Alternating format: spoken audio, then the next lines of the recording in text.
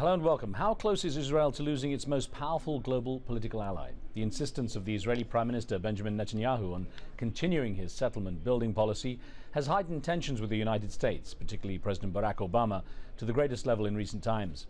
Much of the controversy is over plans to build Israeli homes in predominantly Arab East Jerusalem, which the Palestinians claim as the capital of their future state. Any peace deals excluding that demand have been rejected by the Palestinian leadership.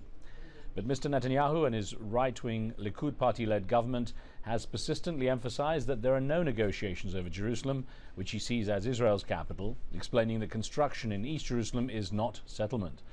Although the Obama administration has not made any official decisions regarding the stalled peace process, US officials have recently discussed the prospect of a Washington-initiated Middle East peace plan. The Netanyahu government has preemptively rejected any such plan, stressing that any peace agreement would be negotiated between Israelis and Palestinians, not Washington. The shift in tone between the two allies leaves many wondering how can Mr. Obama's left-leaning policies and Mr. Netanyahu's right-leaning ones find a middle ground. So today we ask, what sort of partner for peace does America have in the current Israeli leadership? Remember, you can join our conversation with your questions and comments. You can send an SMS or an email, and we welcome your phone calls on the show. Today, my guest from Jerusalem is Uri Davis, head of the Israel Studies program at Al-Quds University in Jerusalem. He's an academic and activist who's written a series of books and articles addressing the state of Israel, criticizing its policies towards Palestinians and comparing it to apartheid-era South Africa. Professor Davis made headlines last year when he was the first person of Jewish origin elected as a member of Fatah's influential Revolutionary Council. Professor, good to have you with us, sir. And as I pointed out there, before we get onto the issues, your position as the first person of Jewish and Israeli origin elected to the council, the Revolutionary Council, is something quite unique. Also, that you were so popular among those running for the council as well. I'm just wondering, what sort of message does that send out about the Palestinian viewpoint when it comes to Israelis and people of Jewish origin, and how they can do business with them? Well, I don't think I'm the only person within the ranks of the Fatah movement who is of Jewish origin. If one takes the classical definition of Jewish origin, being born to parents or grandparents of Jewish origin, but it may be the case that I'm the first person elected to the Revolutionary Council of Jewish origin and of European origin. And as to your question, what kind of message my election at the Fatah 6th Congress could possibly convey, well, it has conveyed the traditional position of the Fatah movement, a non-confessional position, a liberal position, a position that suggests that any person who is in agreement with the primary political program of the Fatah movement is welcome into its ranks, and the primary political position of the Fatah movement, as is indeed of the PLO, is positions insisting on a just and stable solution of the Israeli-Palestinian conflict within the framework of international law and on the basis of the implementation of all UN resolutions relevant to the question of Palestine. And I underline the word all, not only Resolution 181 recommending the partition of the country of Palestine, but also Resolution 194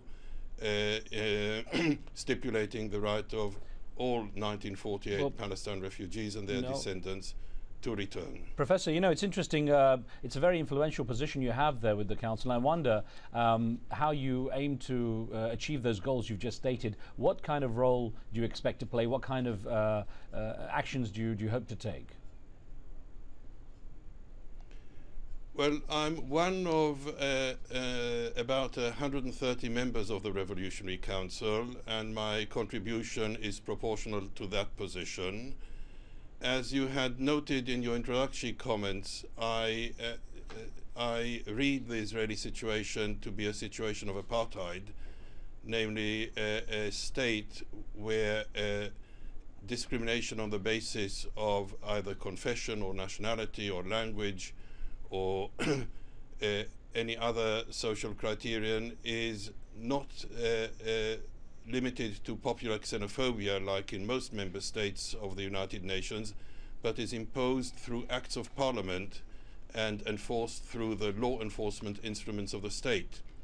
For instance, it is law in Israel that 93% of the territory of pre-1967 Israel is reserved in law for Jews only.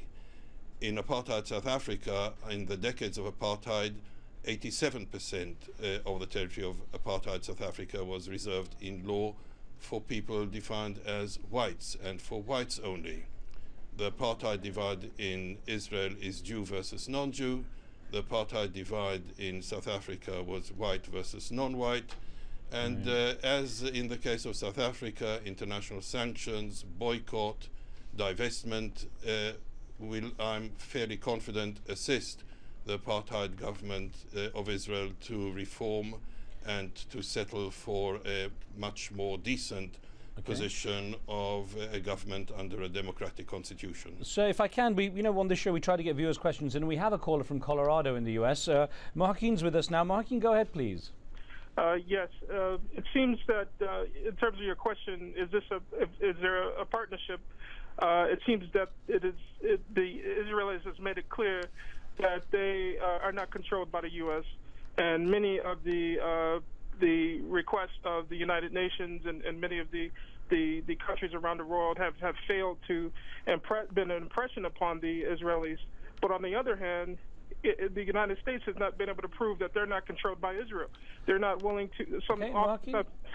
Let's see if we can get a question to the professor. Is it really about whether or not there's actually a change in the status with America's influence on the Israelis? Professor, I guess that's one question. Has the special relationship taken a major downturn? There is a special relationship between the American administration and the Israeli government. It's a relationship based on primarily political interests and overlap of political interests. It has been the case that Israeli settler colonial policies have, generally speaking, tallied well with American imperial interests in the Middle East. But I don't believe that that overlap is stable, and it may very well be the case that over the question of Jerusalem, serious cracks in that overlap and mutual interests may emerge. The question of Jerusalem is interesting because Jerusalem is definitely not the capital of the State of Israel. Jerusalem, under international law and UN Resolution 181, is in fact a corpus separatum, a separate territory under a UN sovereignty and UN administration, and not the capital of the State of Israel.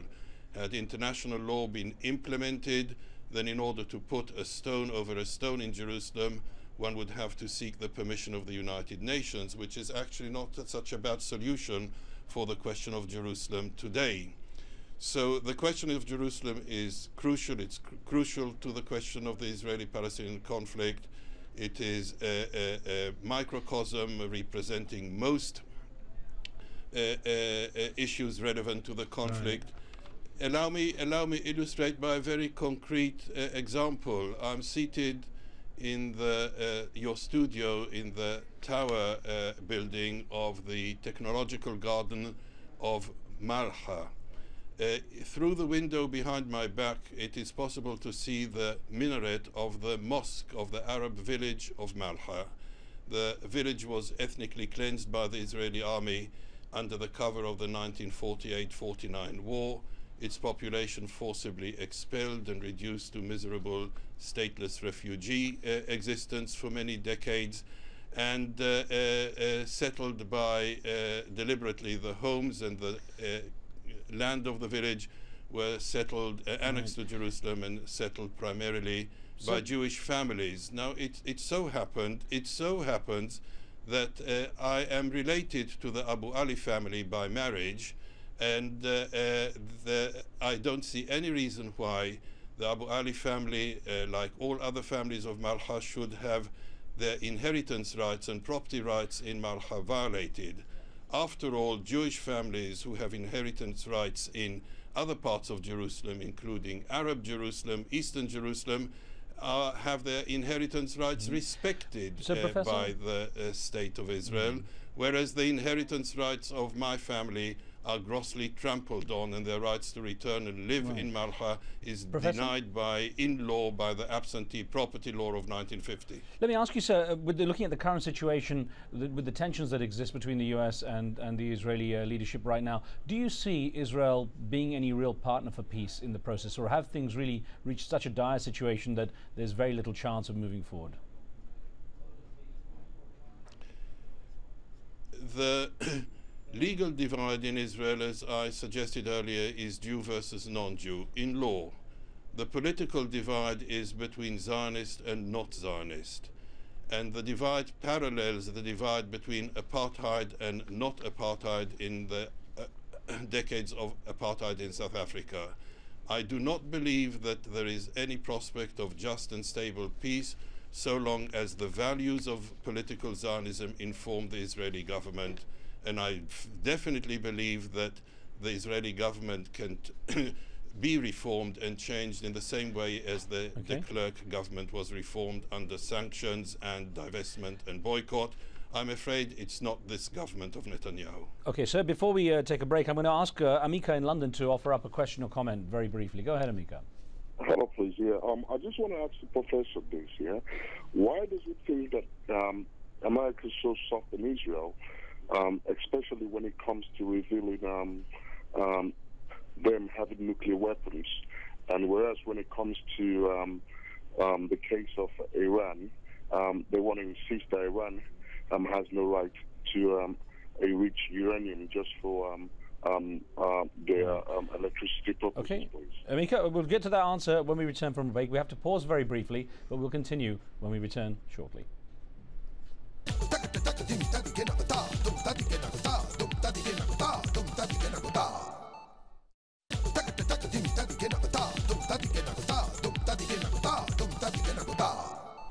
Welcome back. We're examining the growing tensions between America and Israel, particularly in light of Tel Aviv's announced plans to build more settlements in predominantly Arab East Jerusalem. With me from Jerusalem is Uri Davis, academic, author and activist, who's also the first person of Jewish origin elected as a member of Fatah's Revolutionary Council. He's the head of Israel Studies program at Al-Quds University in Jerusalem. Professor, just before the break, we had a viewer in London, Amika, talking about America's attitude towards Israel and Iran when it comes to nuclear weapons. I guess expanding a bit on that, really, when it comes to how America is looking at the current situation in Israel, I wonder, do you get a sense that with the very difficult relationship President Barack Obama has with Prime Minister Benjamin Netanyahu, there may be some kind of will in Washington, D.C. to try to encourage a change in leadership in Israel to deal with someone they feel might be a little more willing to move things forward? For example, Tzipi Livni of Kadima, or perhaps Labour's Ehud Barak. Well, initially, with reference to Iran, the Israeli position is pathetic. Israel has illegally stockpiled over 200 nuclear warheads and is not a signatory to the international conventions regulating the nuclear arena, refuses inspection of the international bodies entrusted with the inspection and control of nuclear development. Iran is firmly, to my understanding, within international law and develops its nuclear program in conformity with international law. For the Israeli government to scream foul with reference to Iran while it carries that kind of chip on its shoulders is really pathetic. And I'm rewarded to witness the possibility of Israel being made accountable for its violation of international law and its illegal nuclear arsenal in the foreseeable future, in the context of what may be a developing rift with the American administration. I don't think the American administration per se can change a government in Israel. I think the electorate can change a government in Israel, but indeed American pressure and international pressure are a factor to be taken into account, and indeed that is why I'm a firm supporter of the increasingly strong campaign demanding boycott of Israeli academics, boycott of Israeli cultural and educational and sports institution, boycott of Israeli product, divestment and international sanctions, because these can help an apartheid government reform in the same way that it assisted the de Klerk government reform. So I'm fairly advanced in age. I'm 67 years old, but I believe intuitively that even within my lifetime, if I'm granted another 15, 20 years, I may see a de Klerk type government emerge in Israel under international pressure, including pressure of American administration. Professor, I put a couple American administration abandoned South Vietnam at the time, yes, and it could very well do so with reference to Israel. Let me put a couple of emails to you that we got from viewers, if I may, so just get a couple of quick responses. One fairly blunt question that came in from Khadija Zain, who says, will Israel ever admit that it has no plans for peace? Now, I wonder, do you believe that is the case, that there is no real viable peace plan on the part of Israel?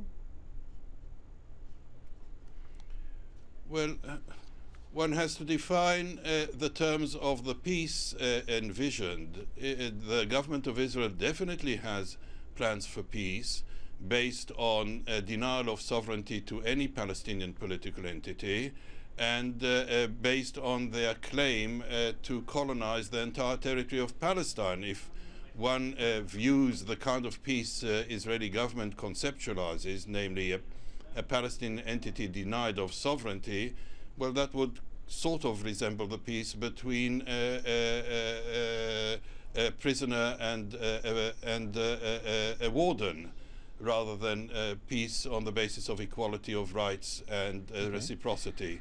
On the basis of equality of rights, respect for international law, UN resolutions, the government of the State of Israel has no plans for peace. So we have another one here then, it's quite interesting, from Linda Taylor, who wrote in asking, maybe it's time, or saying, maybe it's time for the international community to give up on peace talks that never seem to go anywhere and just draw borders that are fair to both sides. I mean, could it ever come to that? It could very well come to that, because the interest of the Israeli government in the peace process is precisely in that particular process, namely as a process, rather than as a step towards a peace settlement. The government is not interested in peace settlement based on international law, is interested in a protracted peace process because it allows the government to gain time for implementation of additional settlement activities. And yes, international pressure is crucial in this connection. As to the borders, well, the United Nations in fact has suggested borders for a Jewish state and for an Arab state, and the corpus separatum of the international city of Jerusalem. These are the only borders that the Jewish state can claim to be legitimate or vaguely legitimate. And of course, the government of the State of Israel, on the one, attempts to hold the stick at both ends. On the one, at the one end, insisting that UN Resolution 181, recommending the partition of the country of Palestine, endows legitimacy to the idea of the Jewish state, while on the other hand, refusing to recognize or endow the Arab state sovereignty, and refuses to accept that its only legitimate borders are the 1947 partition plan borders, and Jerusalem is not the capital of Israel. We've got a caller from London. Frank is on the line with us. Just a few minutes to go. Frank, what's your question? Briefly, please. I'd like to ask to this gentleman, who does he think he is to tell the entire world that Israel is pathetic? I mean, he has to defend against all the bunch of enemies surrounded on him, and he stays there like he thinks like a big war leader, and he's pathetic the way he's talking. I'm sorry. Okay, just give the professor a chance to respond to that. Well, I'd allow our viewer his point of view and leave it at that.